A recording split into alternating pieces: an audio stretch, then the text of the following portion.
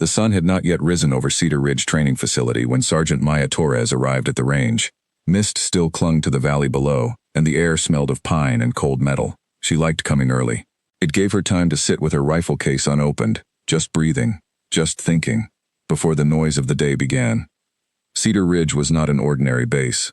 Once a year it hosted the National Long Range Invitational, a competition that brought together the finest marksmen from every branch of service.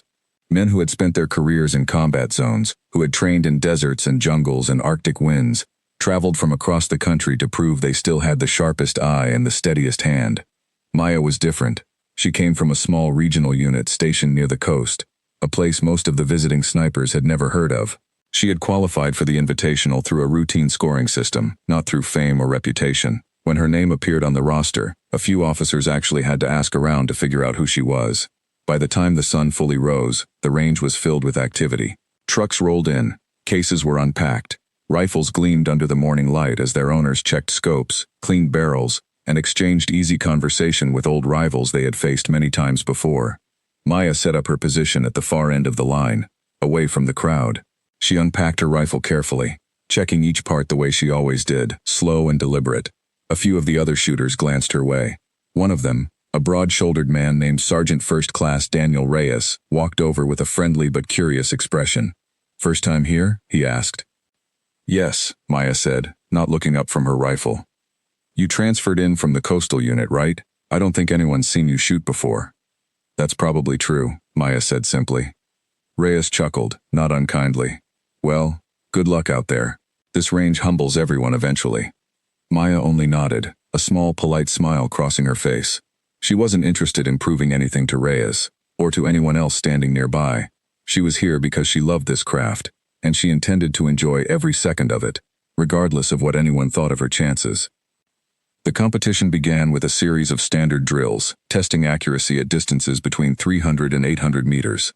These were considered warm-up rounds, more about consistency than skill.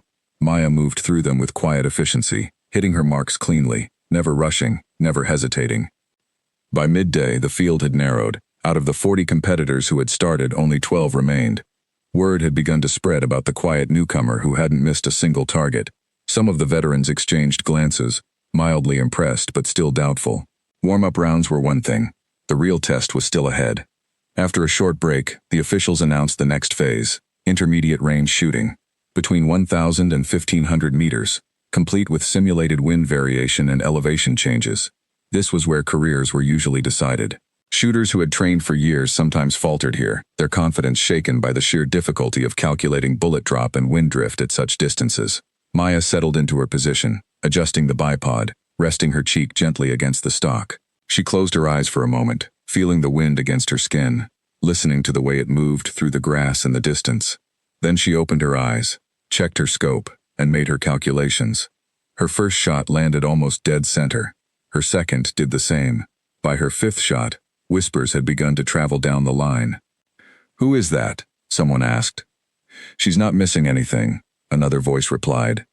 Even Reyes, waiting for his turn a few positions away, found himself watching her more closely than he intended to. There was something different about the way she shot. She wasn't flashy, she wasn't rushed. Every movement seemed calm, almost peaceful, as if she were having a quiet conversation with the wind itself. By the end of the intermediate round, only 5 competitors remained. Reyes, 2 decorated veterans from the Mountain Division, a young but highly respected shooter named Corporal Elena Vance, and Maya. The officials called for a short recess before the final round. As the shooters gathered their gear and stepped back from the line, murmurs continued to spread. Some spoke with admiration, others, skepticism. "She's good," Vance admitted, walking beside Reyes toward the rest area. "But the final round is a different beast. That's where the real snipers separate themselves." Reyes nodded slowly, still watching Maya from a distance as she sat quietly, reviewing something in a small notebook. "I don't know," he said. "There's something about her I can't quite figure out." The final round was the one every shooter feared and respected the most. It required hitting a target at 2,400 meters, a distance so extreme that even experienced instructors considered it near the edge of realistic skill. At that range, a bullet would travel for several seconds before reaching its target, curving slightly due to gravity, drifting due to wind, and even shifting slightly due to the rotation of the Earth. Only a small number of shooters in the world had ever successfully hit a target at that distance under competition conditions. It required more than just steady hands. It required patience, precision, and an almost intuitive understanding of the environment. The valley chosen for the final round stretched wide and open, framed by distant mountains. A soft breeze moved across the grass, shifting unpredictably as it passed through different pockets of terrain. Officials stood by with wind meters, carefully recording data, though everyone knew the numbers could shift in an instant. Reyes went first. He took his time, adjusting his scope with practiced precision, accounting for the wind readings given to him moments earlier. His shot rang out, and the group watched intently as the spotter radioed back. "Close, but not close enough," the spotter reported. "About 18 inches off target." Reyes exhaled, stepping back from his rifle. It was an impressive shot by any normal standard, but not enough to win at this level. Next came the two Mountain Division veterans. Both were known for their reputation in extreme distance shooting. Their shots were skillful, but the wind shifted just as their bullets were mid-flight, pushing both attempts slightly off course. Neither hit the mark, though both landed close enough to earn respectful applause from the crowd. Then it was Vance's turn. She was calm and confident, known throughout the community for her technical precision. She took a long breath, made her calculations, and fired. The shot came agonizingly close, striking just at the edge of the target's outer ring. "So close," someone murmured from the crowd. "She might have just won this." All eyes turned to Maya. She walked to her position without hesitation, kneeling beside her rifle, adjusting it carefully.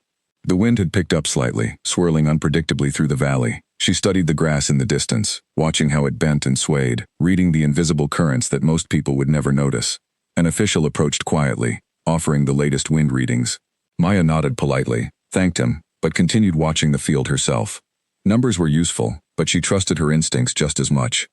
She settled behind the rifle, resting her cheek gently against the stock. Her breathing slowed. The world around her seemed to fade into stillness. She adjusted her scope one final time, accounting for distance, wind, and the slight curve of the earth that came into play only at ranges this extreme. Then, in the space between heartbeats, she pulled the trigger. The sound echoed across the valley, followed by an eerie silence. Every person on the range held their breath, waiting for the spotter's confirmation. Seconds stretched painfully long. Finally, the radio crackled. "Confirmed hit. Dead center." For a moment, nobody moved. Then, as if the words needed to be repeated to be believed, the spotter's voice came through again. "I repeat, dead center hit at 2,400 meters." The range erupted into stunned murmurs. Officials rushed to double-check their equipment, certain there had been some kind of mistake. Wind data was reviewed. Distance measurements were rechecked. Everything confirmed the same result. Maya had hit the most difficult target in competition history, under conditions that had defeated some of the most experienced snipers in the country. Reyes stood frozen, staring at the distant target through his binoculars, unable to fully process what he had just witnessed. Vance, usually composed and confident, simply shook her head in disbelief, a small, respectful smile forming on her face. "How did she do that?" Reyes finally muttered, almost to himself. As the news spread across the base, more people gathered near the range, eager to see the shooter who had accomplished something many believed to be nearly impossible. Officers who had overseen the competition for years exchanged amazed glances, unable to recall a similar performance. Maya, however, remained calm and composed, packing up her equipment with the same quiet efficiency she had shown throughout the day. She wasn't interested in the attention suddenly surrounding her. She simply wanted to finish her tasks and return to her quarters for the evening. But the questions kept coming. A young officer approached her, notebook in hand. "Sergeant Torres, can I ask how you managed that shot? I mean, the wind alone should have made it nearly impossible." Maya paused, considering the question carefully before answering. "I spent a lot of time studying the wind," she said. "Not just numbers on a chart, but how it actually moves through different environments. I used to sit for hours, just watching grass, trees, even smoke from a distance, learning how wind behaves in different conditions." "That's incredible dedication," the officer said, clearly impressed. Maya only shrugged modestly. "It wasn't about being impressive. I just loved learning how it all worked." Later that evening, as the sun began to set over Cedar Ridge, Reyes found Maya sitting alone near the edge of the range, watching the sky change colors. He approached slowly, unsure of what to say after witnessing such an extraordinary performance. "Mind if I sit?" he asked. Maya glanced up, offering a small nod. "Go ahead." For a while, neither of them spoke, simply enjoying the quiet beauty of the evening. Finally, Reyes broke the silence. I've been shooting for almost 15 years, he said. I've trained with some of the best marksmen in the country, but I've never seen anything like what you did today. Maya smiled faintly, staring out toward the horizon. I didn't do anything special. I just practiced a lot, in places nobody was watching. That's exactly what makes it special, Reyes replied. You weren't chasing recognition. You were chasing mastery. Maya considered his words for a moment, appreciating the sincerity behind them. I guess that's true, she said. I never expected anyone to notice. I just wanted to be good at something I loved.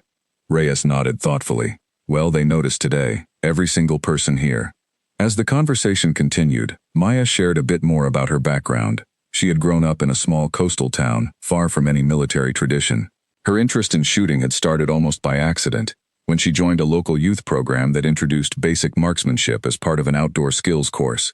She had been immediately fascinated, not by the competitive aspect, but by the mental discipline required to master such a precise skill.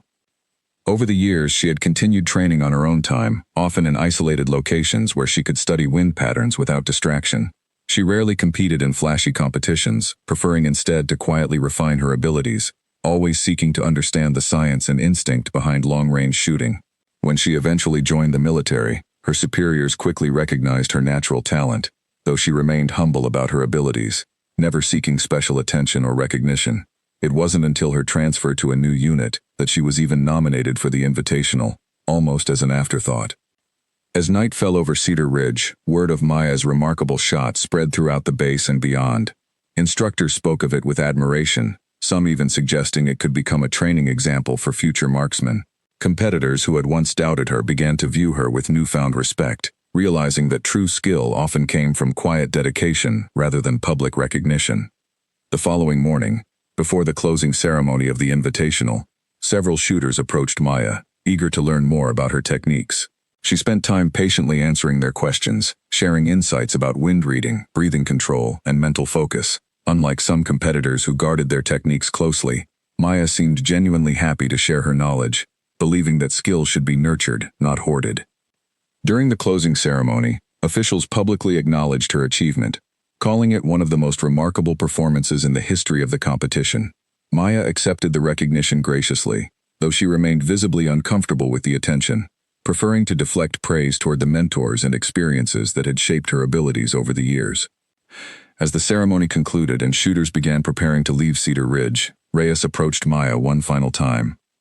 You know, he said, a lot of people are going to remember this day for a long time. Maya smiled softly. I hope they remember it for the right reasons, not because of the distance, but because it shows what patience and quiet practice can accomplish. Reyes extended his hand, and Maya shook it firmly. It was an honor competing against you, he said sincerely. Likewise, Maya replied. As she packed her equipment and prepared to leave the base, Maya reflected on the events of the past 2 days. She hadn't set out to prove anything to anyone. She had simply followed her passion, dedicating countless hours to mastering a skill that most people would never fully understand. And in doing so, she had accomplished something that would be remembered for years to come, not because she sought recognition, but because she had remained true to her craft. As her vehicle pulled away from Cedar Ridge, the mountains fading into the distance behind her, Maya allowed herself a small, quiet smile. She thought about the wind, about the countless hours she had spent studying its patterns, about the discipline it had taken to reach this moment. She hadn't done it to be remembered. She had done it because she loved it. And in the end, that quiet, humble dedication had become the very thing that made her unforgettable.